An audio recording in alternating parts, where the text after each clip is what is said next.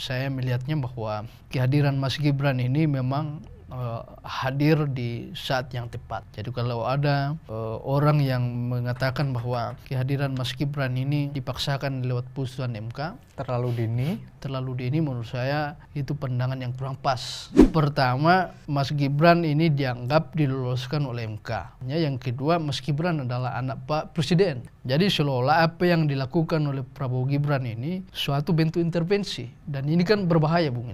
Ini berbahaya, dan menurut saya politikus-politikus yang ada di sana, tokoh-tokoh elit di sana, ya ayo kita ini berhenti membangun isu ini, karena yang dirugikan kan masyarakat. Isu ini di masyarakat itu nggak masuk. Oh, nggak masuk? Nggak masuk, Bung. Jadi masyarakat bawah ini ya taunya bagaimana besok saya bisa sejahtera, Bung. Kalau bahasanya politik dinasti saya kira kurang tepat ya, karena apapun itu yang memilih ini adalah masyarakat, rakyat Indonesia. Bahwa kemudian ada privilege sebagai anak presiden, ya itu tidak bisa dipungkiri, karena kan ya selama ini orang tahunya beliau anak presiden kan. Itu nggak bisa kita ini. Tapi jangan juga karena dia anak presiden kemudian kita halang-halangi untuk memimpin negara ini. Seberapa yakin Prabowo Gibran menang di pemilu 2024? Kalau saya tuh ya sangat yakin lah, Bung. Berapa persen? Sangat yakin. Kalau saya ya 99%. 99%. Selebihnya 1% yang menentukan adalah Tuhan Yang Maha Kuasa.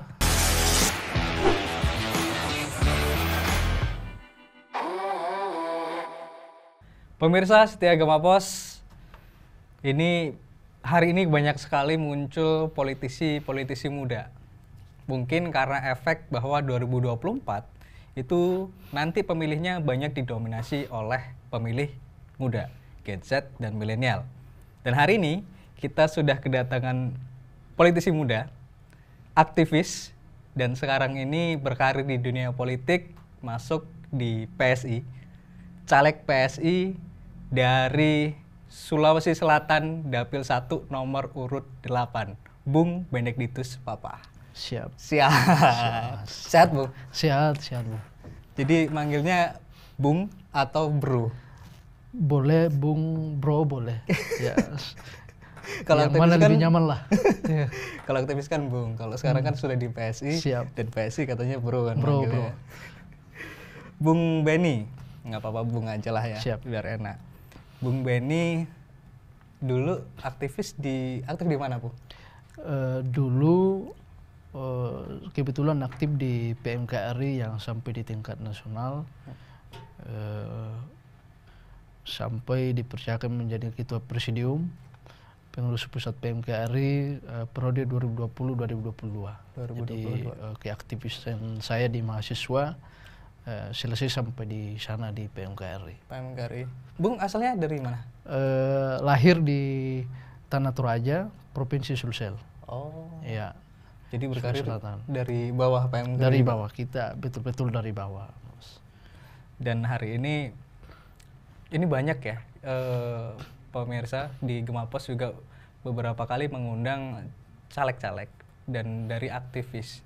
Tapi mereka macam-macam nih alasannya untuk menjadi berkarir di dunia politik. Nah ini saya juga pengen tahu nih alasannya Bung Benny ini dari aktivis, ketua presidium PMKRI, dan sekarang menjadi caleg. Itu memang niatnya begitu, Bu?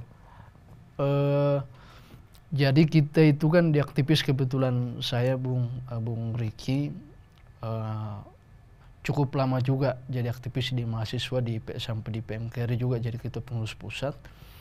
Jadi memang apa yang kita bicarakan setiap hari, setiap malam sebagai seorang aktivis, ternyata rasa-rasanya tidak jauh beda apa yang terjadi dalam lingkungan politik.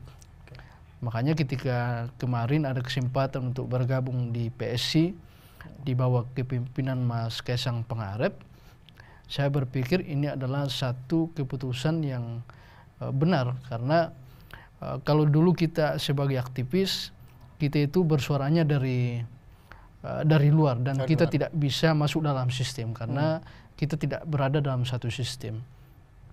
Nah, kalau dalam partai politik bisa ada kemungkinan untuk masuk dalam sistem. Jadi kita mengambil kesempatan itu, apa yang kita pikirkan sejak jadi mahasiswa, sejak jadi aktivis, ya kita mau perjuangkan itu lewat partai politik yang ada, yakni PSI. Tapi emang dari dulu ada cita-cita untuk jadi politisi? Dari dulu saya kira ada, dan saya meyakini juga mayoritas aktivis ini juga berpikir seperti saya, Bu. Iya. Jadi step selanjutnya berjuang tadinya di aktivis, sekarang di dunia politik. Jadi step setelah aktivis yaitu salah satunya adalah politik. Nah, waktu saya aktif di aktivis yaitu karena juga kagum dengan beberapa tokoh-tokoh politik, dan juga ya selaras dengan apa yang kita perjuangkan, dan kadang-kadang kita memperjuangkan sesuatu di basis kita itu tidak bisa diputuskan karena kita tidak ada peran untuk memutuskan itu. Nah, akhirnya itulah yang memotivasi kita bagaimana kita terjun langsung dan bisa kita memutuskan untuk hal-hal yang bisa berdampak pada masyarakat. Tapi sebenarnya kalau setelah menjadi ini kan baru di CT sudah ya kan? Iya, di CT sudah. Nomor urut 8. Dapil Sulsel 1 itu Kota Makassar, Kabupaten Goa, Kabupaten Takalar, Kabupaten Bantaeng, Kabupaten Jeneponto, dan Kabupaten Kepulauan Selayar. Jadi luas sekali. Luas, dan ya kita sekuat tenaga. Sebenarnya Bung, kalau ini kan baru nih, maksudnya terlibat aktif dalam politik elektoral dan masuk ke PSI. Kenapa Bung milih PSI? Enggak partai yang lain? Jadi ini saya cerita sedikit. Saya sejak selesai kongres di PMKRI memang akhirnya memutuskan masuk partai politik. Sebelumnya saya juga masuk di partai politik yang merah sebelah. Merah sebelah. Ya, merah sebelah.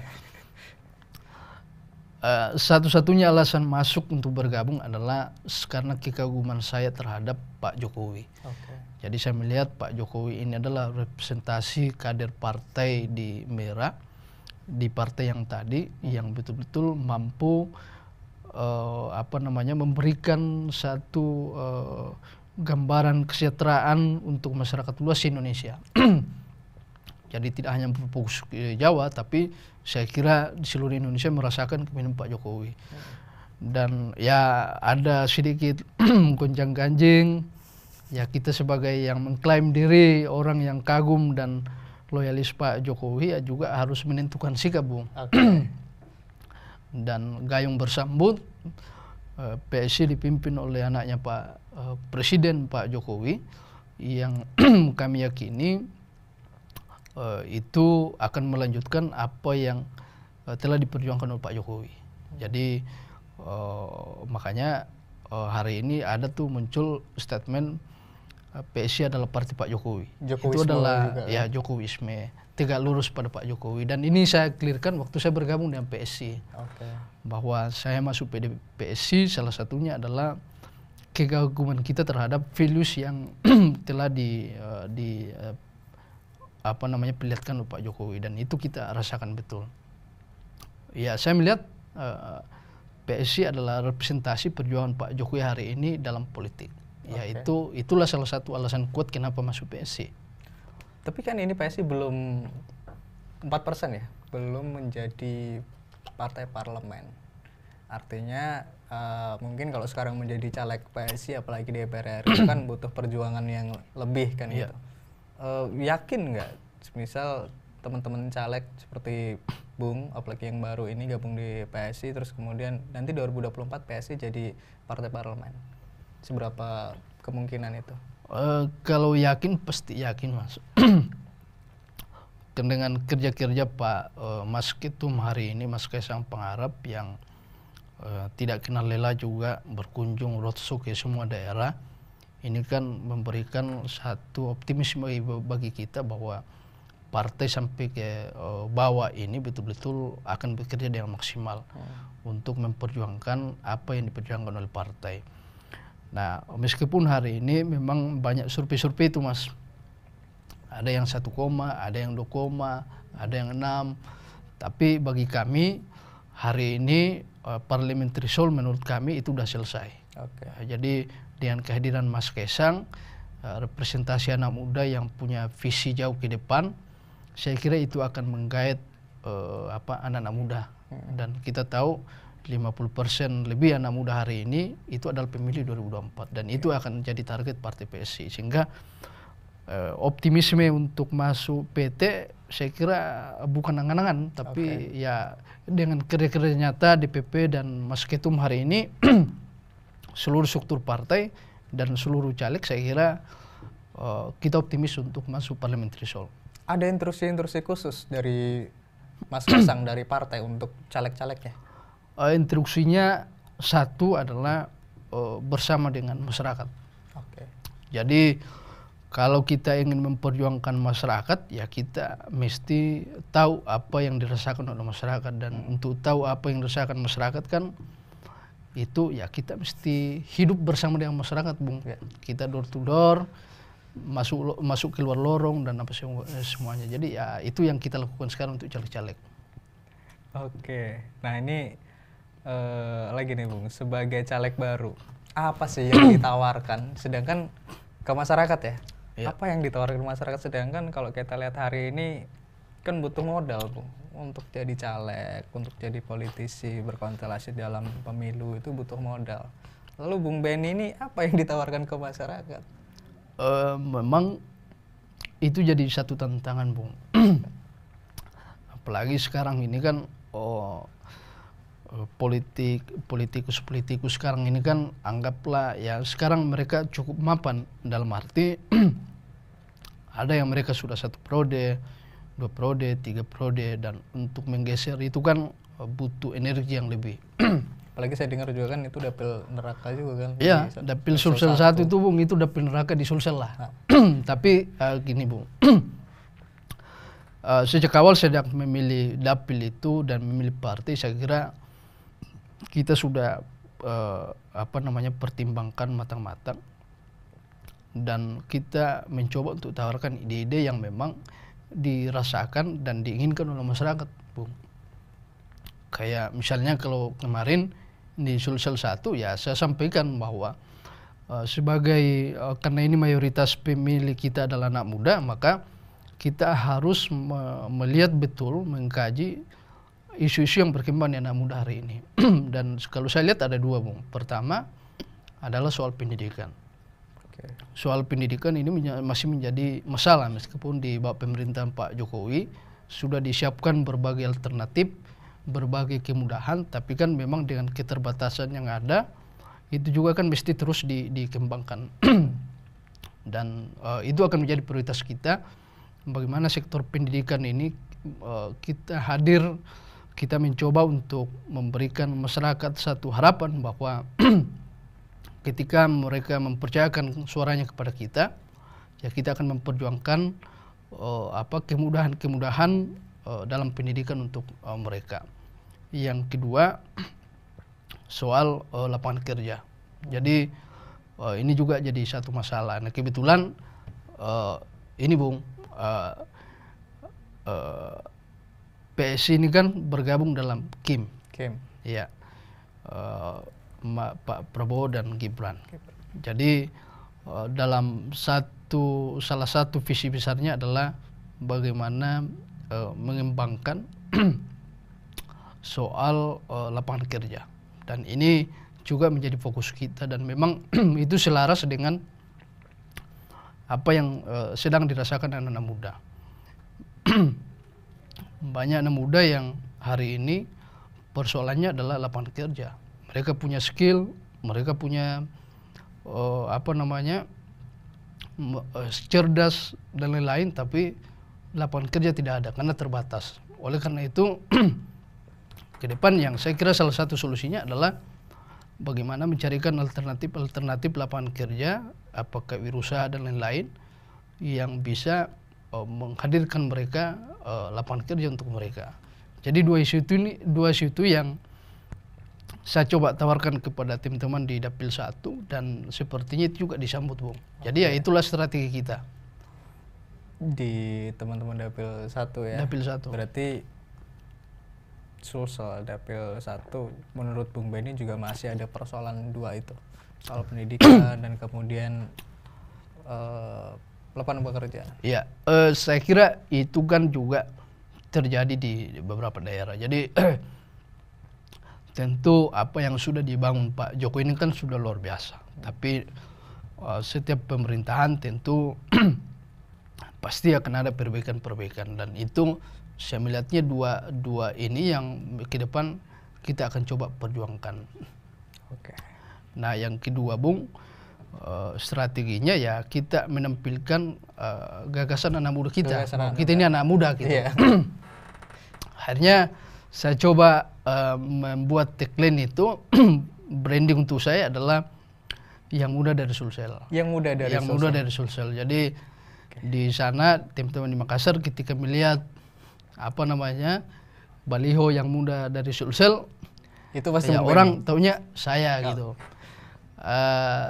Jadi kita tidak hanya menjual anak mudanya, Bu.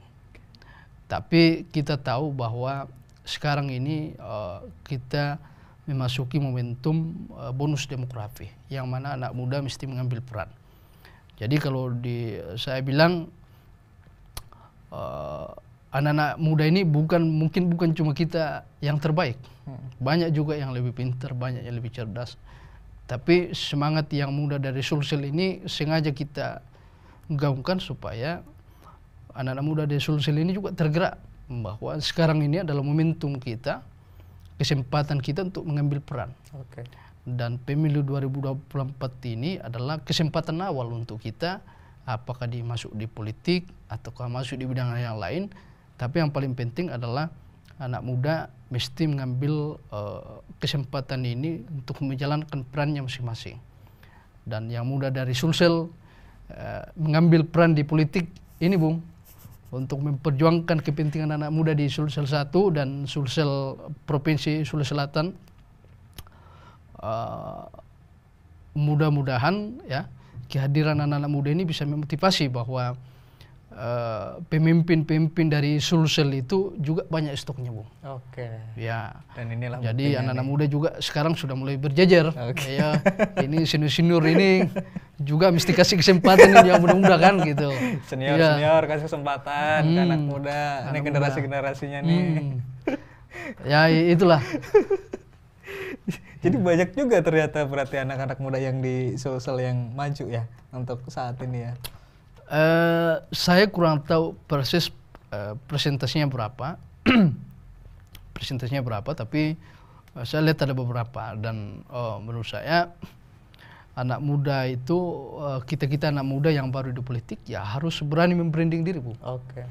Paling tidak ketika orang ngopi-ngopi di warung kopi, orang bicara anak-anak muda yang baru terjun di politik, caleg-caleg muda yang sekarang ini, ya orang kita menginginkan bahwa nama kita disebut. Dan yang muda dari Sulsel ya kita optimis, Bung, bahwa ketika orang ngobrol di warung kopi ya orang bicara politikus muda, ya mudah-mudahan nama kita disebut. Tapi ini kan dukungan dari mungkin teman-teman muda yang kawan-kawan yang ada di Sulawesi Selatan. Tapi kalau untuk dukungan keluarga sendiri seperti apa? Kalau untuk Bung Benny ini kan kadang kan orang tua mikirnya nanti dulu lah, kalian masih muda gitu kan, nanti aja kan gitu. Berusaha dulu lah atau jadi PNS gitu. Ngapain jadi caleg sekarang gitu? Ada nggak yang begitu-gitu atau justru lebih support? Ya prinsipnya orang tua, keluarga besar memberikan dukungan, jadi mensupport apa yang kita rencanakan, termasuk untuk pemilihan legislatif ini, Bu. Jadi memang sejak awal saya juga minta restu kepada keluarga, khususnya orang tua, untuk masuk dalam politik, termasuk untuk maju pileg. Jadi kita ini kan restu orang tua itu kan menjadi sangat penting, Bu. Dan itu yang memang saya lakukan di awal. Jadi ketika orang tua kasih restu ya sepertinya jalan kita itu ya mengalir, dan doa orang tua itu kan kita percaya menjadi satu doa terbaik untuk kita. Ya. Ya, ini luar biasa kalau mengaku yang muda, orang muda dari Sulsel ya harusnya ke Bung Benny. Siap. Tapi satu ini lagi Bung, sekarang kan sudah di PSI, lalu kemudian tadi sudah disebut bahwa partainya hari ini bersama dengan Koalisi Indonesia Maju mendukung di Pilpres Pak Prabowo dan Mas Gibran. Tapi kalau secara pribadi nih, menurut Bung Benny, komposisi dua orang ini, dua calon ini yang sekarang nomor urut 2 untuk Pilpres 2024 itu seperti apa sosok Prabowo dan Mas Gibran? Kalau saya lihat ini dua sosok yang saling melengkapi, Bung. Dan Pak Prabowo dengan pengalamannya di militer sebagai ketua umum partai politik besar hari ini Partai Gerindra, dan juga pengalamannya di pemerintahan Pak Jokowi selama 5 tahun, hampir 5 tahun terakhir ini. Bagi saya itu adalah satu variabel yang sangat penting untuk menentukan pemimpin masa depan. Apalagi Pak Prabowo di jabatan terakhir sebagai Menteri Pertahanan tentu sedikit banyak berbicara kepentingan Indonesia di luar negeri dalam hal pertahanan dan keamanan. Dan ini yang kita lihat hari ini dengan berbagai peristiwa yang ada di luar negeri. Tentu kita melihat bahwa sosok Prabowo ini adalah sosok yang tepat untuk memimpin negara ini. Tentu dengan sikapnya beliau yang disiplin dan tegas, Bu. Jadi saya kira itu kita perlukan dalam masa-masa saat ini. Yang kedua adalah Mas Gibran. Meskipun di awal-awal ada polemik sedikit ada polemik sedikit di MK ya, tapi ya saya melihatnya bahwa kehadiran Mas Gibran ini memang hadir di saat yang tepat.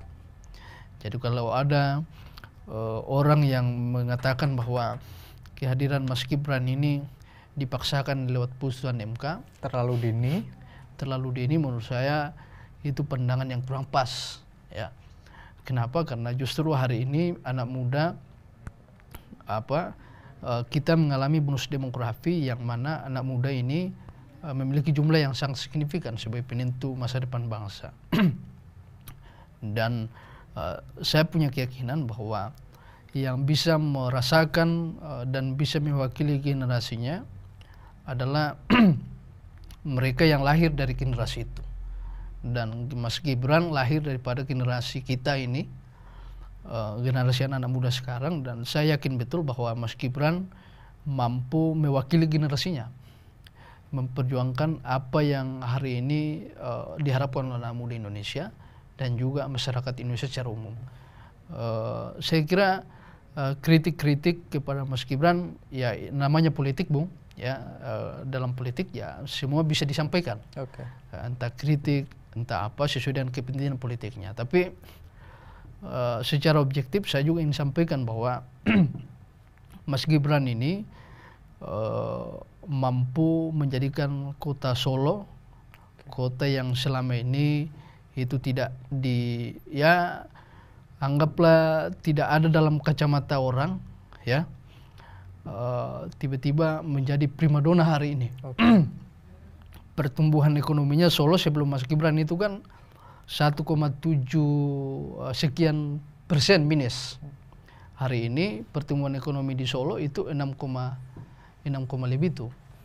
Artinya Mas Gibran suka tidak suka harus kita akui berhasil membawa Solo. Dan benar bahwa Solo ini mungkin tidak sebesar Jakarta, Jawa Barat, tapi sebagai anak muda Mas Gibran mampu menampilkan manajemen yang sangat baik untuk memimpin daerah yang ekonominya minus menjadi positif. Saya kira itu kan luar biasa. Ya, jadi pasangan ini saya kira saling melengkapi lah. Meskipun dalam hari ini banyak isu terlepas dari keputusan MK ya, bicara soal politik dinasti. Ya. Meskipun Mas Gibran itu anaknya Jokowi, nggak masalah. Saya kira gini, Pom. Pandangan politik dinasti ya di sebelah ya tentu kita sah-sah saja, kita menghormati ya. Tapi kan terlepas dari Mas Gibran sebagai anak presiden, Mas Gibran ini kan akan dipilih dalam pemilihan umum. Oke. Mas Gibran akan dipilih oleh rakyat. Jadi rakyat punya kebebasan untuk menentukan apakah Mas Gibran layak atau tidak untuk dipilih. Dan itu kan dikembalikan pada masyarakat. Jadi kalau bahasanya politik dinasti saya kira kurang tepat ya. Karena apapun itu yang memilih ini adalah masyarakat, rakyat Indonesia. Bahwa kemudian ada privilege sebagai anak presiden, ya itu tidak bisa dipungkiri. Karena kan ya selama ini orang tahunya beliau anak presiden kan, itu nggak bisa kita ini. Tapi jangan juga karena dia anak presiden, kemudian kita halang-halangi untuk memimpin negara ini. Padahal negara ini butuh juga pemimpin-pemimpin seperti Mas Gibran. Jadi saya kira polemik MK ini, saya sering sampaikan Bung, bahwa ini adalah isu elit lah. Isu elit yang sengaja dibangun untuk kepentingan tentu kepentingan politik. Dan itu kan sudah diputuskan di MK, kita menghargai putusan MK. Sekarang masyarakat tunggu ini adalah gagasannya, actionnya seperti apa, dan ya kita di Prabowo Gibran ya tentu siap dengan segala strategi. Saya kira Prabowo Gibran siap untuk memenangkan pemilu 2024. Seberapa yakin Prabowo Gibran menang di pemilu 2024? Kalau saya tuh ya sangat yakin lah Bung. Berapa persen? Sangat yakin. Kalau saya ya 99%. 99%. Selebihnya 1% yang menentukan adalah Tuhan Yang Maha Kuasa. Jadi ya 1% ya. 1%. Tapi keyakinan saya 99% Prabowo Gibran menang. Prabowo Gibran menang. Luar biasa. Tapi terlepas dari isu apapun ya, ini penting juga. Maksudku tadi Bung Benny bilang bahwa semua punya hak, apalagi setelah keputusan MK pun ternyata yang diberi kesempatan bukan cuma Mas Gibran kan gitu. Dalam putusan MK semua anak muda yang memang punya klasifikasi berprestasi dan pernah memimpin itu kan boleh kan gitu. Tapi kemudian hari ini juga banyak dimunculkan isu-isu terkait, pertama mungkin yang ingin saya minta pandangan terkait dengan soal pelanggaran kampanye, Bu. Soal pelanggaran kampanye, ada yang kecurangan-kecurangan, pengerahan ASN dan lain sebagainya. Kalau menurut Bung Benny itu seperti apa? Karena memang kalau bisa dibilang hari ini Mas Gibran kan anaknya Pak Jokowi, dan Pak Jokowi punya kekuatan untuk itu, untuk melakukan itu. Dan isu itu berkembang hari ini. Kalau menurut Bung Benny gimana? Saya kira ada dua hal Bu ya. Yang pertama adalah kita jangan membangun framing bahwa Mas Gibran atau Pak Prabowo Gibran akan menggunakan segala cara termasuk intervensi daripada presiden untuk memenangkan pasangan ini. Karena ini kan sangat berbahaya Bung. Karena ketika nanti hasil akhir di Pilpres nanti anggaplah Pak Prabowo dan Gibran yang menang, dan framing ini kemudian sudah terlanjur menguat, saya kira ini kan juga bermasalah. Dan ini kan mendelegitimasi kepercayaan masyarakat, dan itu akan berlawanan dengan apa yang selama ini diharapkan masyarakat. Sehingga tentu framing-framing itu bagi saya itu justru akan berbenturan dengan harapan dan kepentingan rakyat Indonesia sendiri yang menginginkan pemilu yang adil, jujur, ya kan? Kan seperti itu yang kita harapkan. Jadi itu yang pertama. Yang kedua soal kepala desa dan lain-lain, saya kira itu kan frame media Bu. Ya kemarin terakhir adalah kepala desa ngumpul Kepala dan di desa. sana hadir Mas Gibran.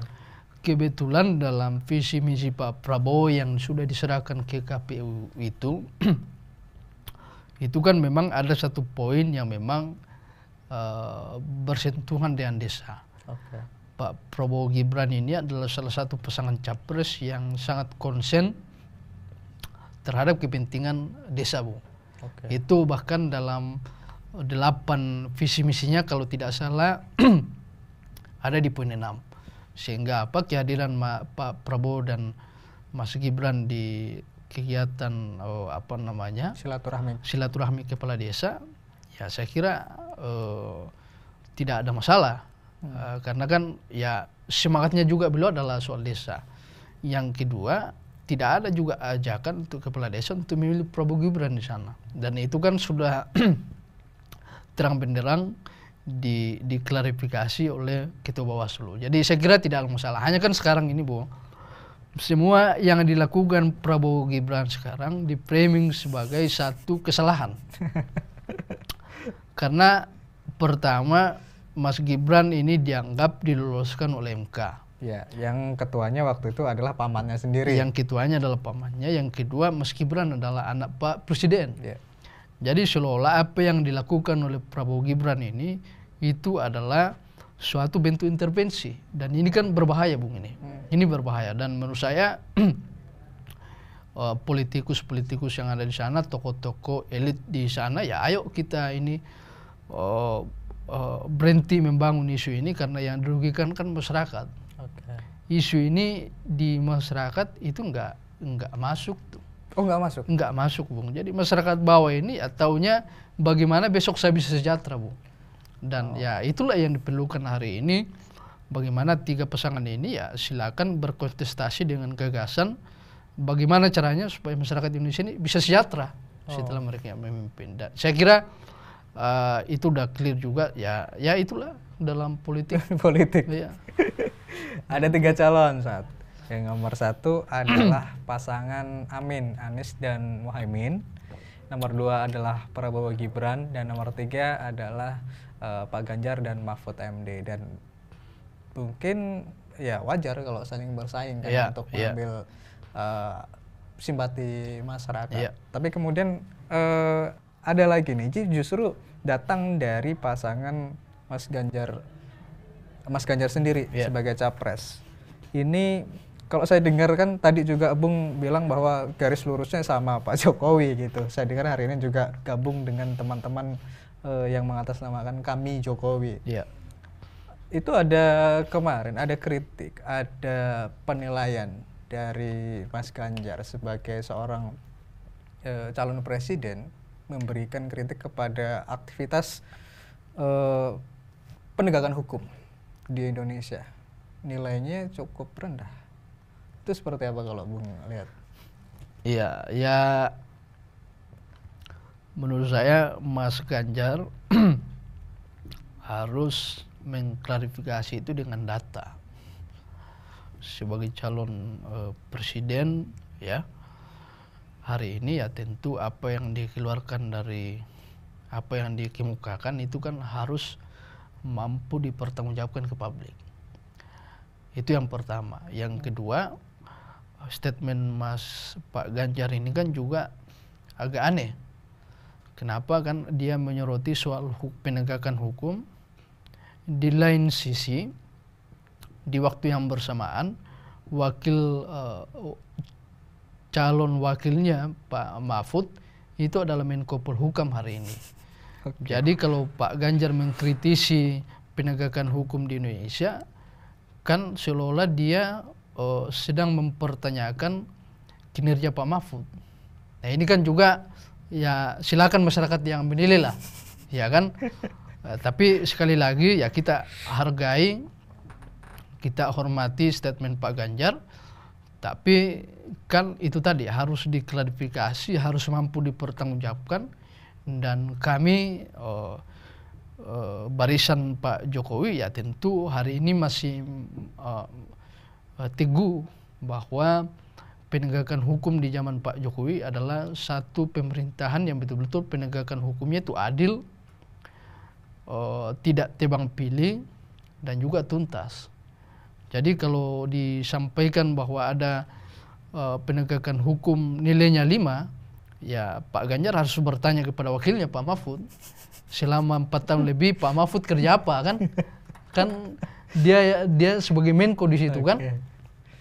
Jadi itulah artinya ini juga kan menjadi gambaran bagi kita bahwa jangan-jangan Pak Ganjar menyampaikan sesuatu tapi tidak berdasar, hanya berdasarkan emosi, hanya berdasarkan tendensi satu dan lain hal. Kemudian dia melemparkan itu ke publik, tapi kan akhirnya responnya adalah ke beliau sendiri kan. Kemarin Bu Puan menyampaikan akan mengevaluasi statement itu dan lain-lain. Artinya kan ya publik membaca hari ini statement Pak Ganjar itu ya blunder gitu. Ya itu publik ya. Apalagi kita ini ya kita meyakini statement Pak Ganjar itu keliru kan. Kalau menurut Bung kenapa sampai kemudian Pak Ganjar begitu? Saya kurang paham ya. Itu kan kejadiannya di Makassar, di UNEM kalau tidak salah, dalam forum akademis. Ya saya nggak tahu Bung apa alasannya, tapi kan ya namanya politik, untuk menggait dukungan ini kan ya kadang-kadang kita mesti menyampaikan apa yang diinginkan oleh pendukung kita. Ya entah datanya benar atau salah ya soal belakang kan. Nah, saya nggak tahu apakah itu juga yang disampaikan Pak Ganjar atau seperti apa, tapi yang paling penting adalah penegakan hukum di zaman Pak Jokowi itu tuntas, tidak tebang pilih, dan bahkan ya kalau kita beri nilai ya nilainya di atas Pak Ganjar dong. Kan kalau Pak Ganjar objektif kan mestinya di atas 5 kan. Hanya karena jangan karena putusan MK kemudian kepemimpinan Pak Jokowi selama hampir 10 tahun itu nilainya jeblok kan, itu kan nggak fair gitu, nggak fair. Jadi ya kita dalam politik ya juga mesti fair lah kan gitu. Meskipun saling berkontestasi hari ini. Iya, ya namanya berkontestasi dalam politik ya silakan, tapi kan juga mesti fair Bu, mesti fair, ada nilai-nilai kejujuran juga yang harus kita junjungkan. Dan kalau aku pikir juga apa yang disampaikan Mas Ganjar mungkin menjadi kritikan untuk dirinya, tapi kemudian sebenarnya haknya dia juga untuk menyampaikan itu kritik kepada pemerintah yang hari ini dipimpin oleh Pak Jokowi. Oh ya, ya Pak Ganjar kan tentu punya hak untuk menyampaikan itu, bahwa itu kemudian bisa dipertanggungjawabkan dengan data, dengan fakta kan soal lain, ya kan. Artinya ya itu kan Pak Ganjar sendiri yang akan memikirkan sendiri, ya kan.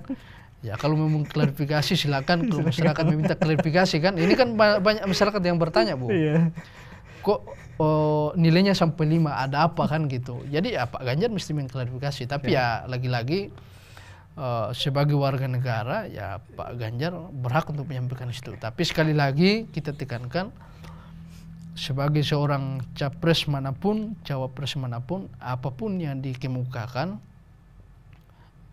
itu harus bisa dipertanggungjawabkan ke publik. Harus berdata, fakta dan lain-lain. Luar biasa. Tapi sebagai ini mungkin pertanyaan terakhir nih. Siap. Ini sebagai anak muda ini. Maksudku hari ini Bung umurnya masih 30-an kan? 30. Di bawahnya 30. Mas Gibran kali ya. Milenial. Jauh. Gen Z berarti kalau begitu. Ini pengennya untuk Pilpres 2024 ini mau seperti apa? Ya, saya kira kita menginginkan Pilpres yang berjalan dengan damai, ya. Saya kira kita berkontestasi, yang namanya politik ya pasti ada kompetisi. Tapi lagi-lagi kompetisi ini kan ujungnya adalah untuk kepentingan bangsa dan negara, dan ini kan yang harus dipahami oleh semua pihak, baik yang bertanding dalam caleg, dalam Pilpres, dan juga oleh seluruh masyarakat, bahwa kita beda pilihan tapi ujungnya kita adalah untuk kepentingan bersama. Yang kedua, harus berjalan damai Bung. Kita tahu bahwa hari ini banyak sekali tantangan yang sedang dihadapi oleh negara kita, termasuk tantangan dari luar, sehingga persatuan dan kesatuan di tengah-tengah masyarakat menjadi satu hal yang sangat penting untuk kita jaga bersama. Sehingga kita berharap bahwa siapapun yang menang di Pilpres nanti, ya itulah harapan masyarakat, harapan rakyat, karena ada satu yang saya yakini Bung, bahwa suara rakyat itu adalah suara Tuhan. Jadi apapun yang disuarakan oleh rakyat di bilik-bilik TPS nantinya, ya kita hargai itu adalah sebagai satu representasi harapan besar untuk bangsa Indonesia ke depan. Jadi siapapun yang menang, ya kita hargai. Tapi tentu bagi kami punya keyakinan bahwa yang menang satu putaran adalah nomor 2 Prabowo Gibran. Itu Bu. Luar biasa. Tadi untuk terakhir untuk untuk Pilpres. Nah, sekarang closingnya deh. Ini closingnya nih. Ini untuk konstituennya Bung Benny yang ada di Dapil 1 Sulawesi Selatan. Silahkan. Baik. Anak muda hari ini adalah satu generasi yang harus mampu mewakili generasinya dan juga mewakili masyarakatnya. Sehingga yang muda dari Sulsel hadir di tengah-tengah kita untuk juga memperjuangkan apa yang harus diperjuangkan di Sulsel 1. Oleh karena itu saya Benediktus Papa yang muda dari Sulsel, mohon doa dan restu dari Bapak Ibu semuanya, khususnya di Kota Makassar, Kabupaten Goa, Takalar, Panteng, Jeneponto, dan Kepulauan Selayar. Kita menyongsong pemilihan legislatif, kita cari yang terbaik, kita cari yang mampu memperjuangkan suara Bapak Ibu di DPR nantinya. Terima kasih. Wassalamualaikum warahmatullahi wabarakatuh. Ya, luar biasa. Terima kasih Bung Benny. Siap. Itu tadi diskusi kita dengan Bung Benediktus Papa. Ini caleg PSI nomor urut 8 dari Sulawesi Selatan 1. Siap. Terima kasih Bung ya atas Terima kasih, diskusinya, Bung luar Riki. biasa. Nanti Terima kita kasih. diskusi Siap. lagi lah dengan Siap. topik yang lainnya. Siap. Pemirsa Setia Gemapos, kalau masih ada yang ditanyakan silahkan nanti tulis di kolom komentar. Jangan lupa like dan subscribe. Sampai jumpa. Terima kasih. Siap.